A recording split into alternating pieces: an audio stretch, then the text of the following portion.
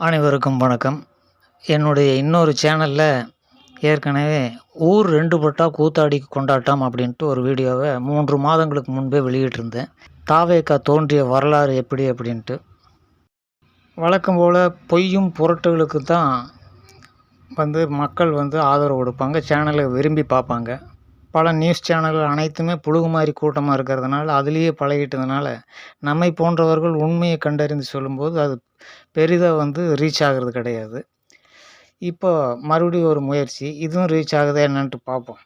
எல்லாமே நீங்கள் ஷேர் பண்ணுறதுல தானே இருக்குது. நீங்கள் ஷேர் பண்ணுறதில்ல, அவங்கவங்க பார்த்துட்டு அமுக்கமாக வச்சுக்கிறீங்க. ரொம்ப சந்தோஷம். வாங்க விஷயத்துக்கு வருவோம். கவனிக்க வேண்டிய ஒரு விஷயம் என்னன்னா, வெள்ளை சட்டை காக்கி பேண்ட கவர்னர் போட்டிருக்கார். விஜயும் ஆளுநரும் ஒரே ட்ரெஸ் கோட்ல இருக்கிறாங்க. அதாவது இப்படி இருக்கிறது காமெடின்னு நினச்சிட்டு அந்த அறிவிப்பாளரும் கூட இருக்கிறவங்க அந்த கலந்துரையாடல் பண்ணுறவங்களாம் பல்லை இழிச்சுக்கிட்டு கேன்னு சிரிக்கிறாங்க. இதனுடைய பின்னணியில் மக்கள் எப்படி முட்டாளாக்கப்படுகிறார்கள் அப்படிங்கிறத எவனுக்குமே தெரியறதில்ல. எந்த ஒரு நியூஸ் சேனலுக்கோ எந்த ஒரு கட்சியினுடைய தலைவர்களுக்கோ தெரியறதில்ல, அல்லது தெரிஞ்சு மறைக்கிறானுங்களா என்னன்ட்டு தெரியல. பொதுமக்களுக்கு தான் எதுவுமே தெரியாமல் இப்படி ஆடு மாடு மாதிரி முட்டாள்களாக இருந்துகிட்டு இருக்கிறாங்க அப்படிங்கிறதுக்கு தெளிவான விளக்கத்தை இந்த வீடியோவில் நம்ம பார்ப்போம். ஆட்சி அமைக்க கோரி ஆளுநரை சந்திக்கும் பொழுது விஜயும் ஆளுநரும் எப்படி ட்ரெஸ் பண்ணிக்கிறாங்கன்னு நீங்களே பாருங்கள். 2 பேர் ஒரே ட்ரெஸ் செய்து கொண்டது கோ இன்சிடென்ட் கிடையாது. இது திட்டமிட்ட மக்களுக்கு, அதாவது கட்சிக்காரர்களுக்கு தெரியக்கூடிய ஒரு கோடு வேர்டு. சினிமாவிலலாம் பார்த்துருப்பீங்க, கோடுன்ட்டு. அந்த மாதிரி ஒரு கோடு. இது இவங்க மட்டும் பண்ணல. இன்னொரு வீடியோ நான் கொடுக்குறேன், அதை பார்த்தீங்கன்னா தமிழகமே அதிர்ந்து போகிறோம். இது கொளத்தூர் தொகுதியில் தோல்வி அடைந்த பின்பு மக்களுக்கு நன்றியெல்லாம் சொல்லிட்டு முதல் முறையாக திரும்ப அண்ணா அறிவாலயம் வரக்கூடிய சூழ்நிலையில் எடுக்கப்பட்ட வீடியோ. இதில் மு.க. ஸ்டாலினுடைய அந்த ட்ரெஸ் கோடை நல்லா கவனிங்க. முதல்வர் பதவியிலிருந்து ஒரு தொகுதியில் தோற்றது எந்த ஒரு கவலையும் அளிக்கலை. வெற்றி தோல்வி சகஜம் அப்படிங்கிறதெல்லாம் இதுக்கு காரணம் இல்லை.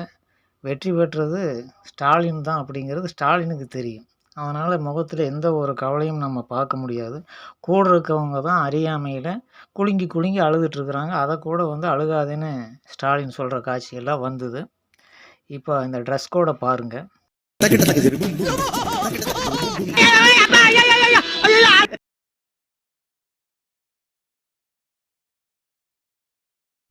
இதையும் கோ இன்சிடென்ட்டு யாராவது சொல்ல முடியுமா? அதே வெள்ளை சட்டை காக்கி பேண்ட்டு. என்னடா நடக்குது நாட்டில் அப்படின்ட்டு தெளிவானவர்கள் கேட்குறோம். ஆனால் இளைஞர்கள் கண்மூடித்தனமாக வாக்குகளை என்ன ஜனநாயகம்னா முதல்ல என்னன்னே தெரியாமல், இப்போ நடந்துகிட்டு இருக்கிற ஜனநாயகம் எப்படி இருக்குதுங்கிறது தெரியாமல் மாற்றன்ட்டு பைத்தியகாரத்தனமாக வாக்களித்து இப்படி பண்ணி வச்சுருக்கிறாங்க. ஒன்றும் கதைக்கு உதவாத விஷயங்கள். எல்லா கட்சிகளுமே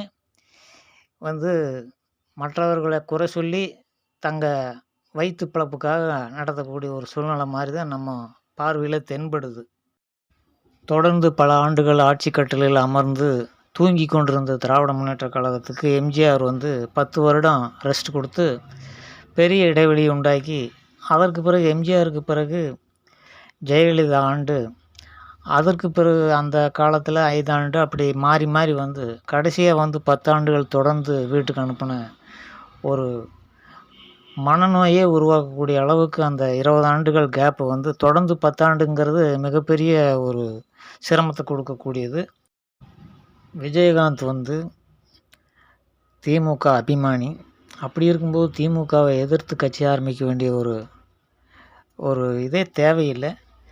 தலைவரை கேட்காம கட்சி ஆரம்பிக்க முடியாது. விஜயகாந்த் வந்ததும் திமுகனால தான். அது ஜெயலலிதாவை முறியடிக்கிறதுக்காக. அது நடக்காமல் போன பிறகு ஜெயலலிதா மறைவுக்கு பின்பும் அந்த கட்சி அப்படியே இருந்தது கண்டு ரொம்ப விளவளத்து போன திராவிட முன்னேற்ற கழகத்துக்கு அந்த கட்சியை முடிச்சு கட்டுறதுக்கு ஒரு வழி உண்டாக்கணும். அதுக்கு தான் ரஜினிகாந்தை இழுத்து வரும்பொழுது ரஜினிகாந்தனுடைய உடல்நிலையை காரணம் காட்டி அது அப்படியே கடப்பில் போடப்பட்டது.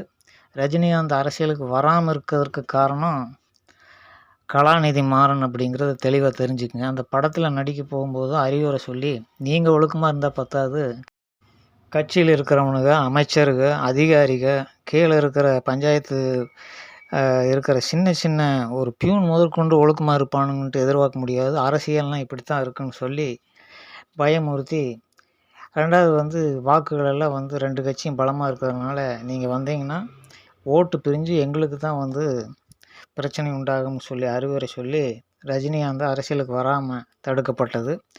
அதற்கு பிறகு அண்ணா திராவிட முன்னேற்றக் கழகம் எந்த ஒரு பாதிப்பும் இல்லாமல் இருந்தது பொறுக்க முடியாத விஷயமா. ஏன்னா 20 ஆண்டுகள் அதற்கு இடையில 5 காலம் ஏறக்குறைய 30 வருடங்கள் தண்டனை கொடுத்த ஒரு கட்சியை எப்படி நம்ம சகிச்சு கொள்ள முடியுங்கிறது தான் முதன்மை நோக்கமாக இருக்குது.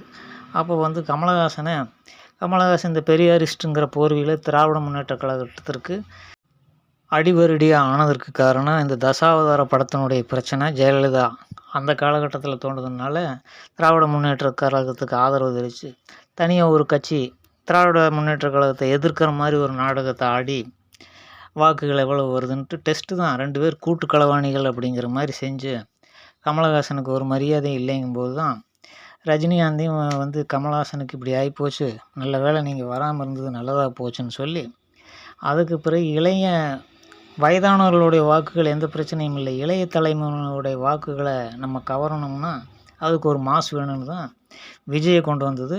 இதனுடைய ரகசிய பின்னணி திட்டமே திராவிட முன்னேற்றக் கழகத்தினுடைய பினாமி தான் விஜய் அப்படிங்கிறத தெளிவாக தெரிஞ்சுக்குங்க. நீ இன்னும் 10 வருஷத்துக்கு நடிப்பியா, 50 வயசுக்கு மேலே ஆகிடுது, இன்னும் 10 வருஷங்கும்போது 10 × 300 கோடின்னு போட்டாங்க கூட எவ்வளோ ஆச்சு, 10 வருஷத்துக்கு 3000 கோடி, 10,000 கோடி தர்றோம், நீ கட்சியை நடத்தி எல்லாத்தையும் நாங்கள் பார்த்துக்குறோம், கட்சி எப்படி நடத்துறதுன்ட்டு என் கட்சியில் இருந்த ஆளையே நான் வந்து உனக்கு அனுப்புகிறேன் அப்படின்னு தான் இந்த ஆதவன் ஒருத்தனை அனுப்புகிறாங்க. இப்படி வந்து பின்னணியில் நடத்தப்பட்ட இதுக்கு ஆதாரம் என்னென்னா இந்த ட்ரெஸ் கோடு மட்டும் இல்லை, இப்போ வந்து அண்ணா திராவிட முன்னேற்றக் கழகத்தை எல்லாம் ஆட்சிக்கு பங்கு பெற அழைக்காமல் திராவிட முன்னேற்றக் கழகத்தில் இருந்த கட்சிகளை அழைக்க வேண்டிய அவசியம் என்ன? 2வது வந்து இவ்வளவு ஓட்டை பிரிப்பதற்காகத்தான் இந்த தமிழக வெற்றி கழகமே தோற்றுவிக்கப்பட்டது. அது இப்படி வெற்றி பெறும் என்று ஸ்டாலினும் எதிர்பார்க்கல, நம்ம விஜயும் எதிர்பார்க்காதனால இப்படி ஒரு சூழ்நிலை ஆகிப்போச்சு. அனைத்தும் நடிப்பு தான் அப்படிங்கிறத தெரிஞ்சுக்குங்க. இப்போ எதிர்பாராத சூழ்நிலை ஆனதுனால தான் இப்போது இந்த அண்ணா திராவிட முன்னேற்றக் கழகத்தை அழைக்காமல் எந்த ஒரு மூச்சுமே விடாமல் இருந்ததுக்கு காரணம் அதுதான். வேகமாக காங்கிரஸ் உள்ளே கொண்டு வந்துட்டா அண்ணா திராவிட முன்னேற்றக் கழகம் உள்ளே வராது, ஆதரவு தர்றேன்ட்டெல்லாம் சொல்ல மாட்டாங்கிறது எல்லாத்துக்கும் தெரியுது, சாதாரண குழந்தைக்கும் கூட தெரியும். அப்படி நடத்தப்பட்ட நாடகம் திராவிட முன்னேற்றக் கழகத்தால் அரங்கேற்றப்பட்ட நாடகம் அப்படிங்கிறத வாக்களித்த ஒவ்வொருத்தரும் தெரிஞ்சுக்கணும். விஜய்க்கு யார் வாக்களித்தீங்களோ அவங்கள இழித்த வாயர்கள் அப்படிங்கிறத தவிர வேறு உண்மை எதுவும் கிடையாது. இதை எப்படி நிரூபிக்குங்கிறது காலம் இன்னும் ஒரு ஆட்சி நடக்கும்போது தெரிஞ்சுக்கலாம். எதுவுமே சாத்தியம் இல்லாத ஒரு திராவிட முன்னேற்றக் கழகம் எப்படி சாத்தியமில்லாத விஷயங்களை சொல்லிச்சோ அதே தான் விஜயம் சொல்லி ஆட்சிக்கு வர முயற்சி செஞ்சு இப்போ நடந்துகிட்ருக்குது. எதிர்பாராத வெற்றி தான் இது அப்படிங்கிறது. இந்த அளவுக்கு வரும்ட்டு யாருமே நினச்சிருக்க மாட்டாங்க. ஓட்டை பிரிக்கிறக்கா அண்ணா திராவிட முன்னேற்றக் கழகத்தின் அதனால தான் எம்ஜிஆர் படம் அந்த சில கட்சிகளினுடைய படங்களை எல்லாம் வைத்ததுக்கு காரணம் அந்த கட்சிகளை பலமிழக்க செய்து ஓட்டை பிரித்து திராவிட முன்னேற்றக் கழகத்தை முழுமையான வெற்றி பெற செய்யத்தான் போட்ட திட்டம். அது நீ 1 வருஷம் கழித்து இந்த எலெக்ஷன் முடிஞ்ச வரை நீ படத்தில் நடிச்சுக்கோ, பணத்தையும் வாங்கிக்கன்னு சொல்லி உடன்பாட்டோடு நடந்தது தான் இது அப்படிங்கிறத தெளிவாக தெரிஞ்சுக்கணும். இதெல்லாம் இப்போ சொன்னோம்னா இல்லைன்னு தான் சொல்லுவாங்க. ஆமான்னு எந்த ஒரு இவனும் வந்து செஞ்ச தவறு வந்து ஆமான்னு ஒத்துக்கவே மாட்டானுங்க. ஆனால் நான் சொல்கிறது தான் உண்மை. தீய சக்தின்னு சொல்லி வாக்கு வாங்கினா அப்போ தீய சக்தியோடு இருந்தவனும் தீய சக்தியாகத்தான் இருக்கணும். அப்போ வந்து அங்கேருந்து இங்கே வந்துட்டால் நல்ல சக்தியாக எப்படி மாறுவான்? அடிப்படையிலேயே கேனத்தனமாக இருக்குது, மக்களுக்கு புரிய மாட்டேங்குது. அப்போ தீய சக்தியோடு இருந்தவன் ஒருபோதும் நல்ல சக்தியாக இருக்க முடியாதுங்கிறதுக்கு நம்ம வந்து அந்த தீய சக்தியை எதிர்த்து தான் நம்ம கோஷமிட்டு ஆட்சிக்கு வந்தோம். அப்போ அந்த தீய சக்தியில் இருக்கிறவங்களையே கூப்பிட்டு ஆதரவு வாங்கினா அது என்ன ஒரு அடிப்படை? அதனால் விஜய் ஆட்சி அமைச்சு முதலமைச்சர் ஆனாலும் செய்ய போகிற ஆட்சி திராவிட முன்னேற்றக் கழகத்தினுடைய ஆட்சி தாங்கிறத தெளிவாக புரிஞ்சுக்குங்க. அந்த ஆட்சி எப்படி நடந்ததோ அதில் விட கேடுகட்ட ஆட்சியாக தான் இது நடக்கும். அண்ணா திராவிட முன்னேற்றக் கழகத்தை ஒழிக்கிறதுக்காக உருவாக்கப்பட்டது தான் தாவேகா, அதை உருவாக்கியது திமுக அப்படிங்கிறத தெளிவாக தெரிஞ்சுக்குங்க. உண்மையில் அண்ணா திராவிட முன்னேற்றக் கழகம் ஒழிந்து விட்டது அப்படிங்கிறது தான் உண்மை. இனிமேல் அதற்கான வாய்ப்புகள் எதுவும் இல்லை. இப்போது காங்கிரஸ் இருக்கிற பக்கம் வர முடியாது, வந்தால் பிஜேபி ஒத்துக்காது. இப்போ திருமாவளவனை விட அதிக சீட்டு வாங்கியிருக்கிற பாமக அன்புமணி ராமதாஸ் வந்து ஏன் அழைக்கல அப்படின்னா, அது வந்து பாஜக அணியில் இருக்கிறதுனால. அப்போ திமுகவுக்கு சம்மந்தம் இல்லாதவங்களை எப்படி கூப்பிட முடியும்? திமுகவில் இருக்கிற கட்சியிலேயே கூப்பிட்டு ஆட்சி அமைச்சிக்கலான்னு தான் இப்போ நடந்துகிட்ருக்கிற வேலை வந்து சிறப்பாக போயிட்டுருக்குது. அப்போ இனிமேல் இல்லாமல் வந்து இந்த ட்ரெஸ் கோடையும் நீக்கிடுவாங்க. இந்த வீடியோ வெளியே வந்த பிறகு இந்த காக்கி வெள்ளை சட்டையெல்லாம் தூக்கி வீசிடுவாங்கன்னு நினைக்கிறேன். ஏன்னா திருடனுக்கு தேள் கொட்டின மாதிரி ஆகிப்போச்சு. இப்போ இந்த நம்ம வீடியோ நம்ம கண்டுபிடிச்சி போட்டிருக்கிறோம். இனிமேல் என்ன செய்கிறது அப்படின்னு புதுக்கான்னு முழிக்க போகிறாங்க. சரி, என்ன நடக்குதுன்ட்டு நம்மளும் பார்ப்போம் நாளைக்கு. நன்றி. தெளிவாக தெரிஞ்சுக்குங்க, இதுதான் நடந்தது.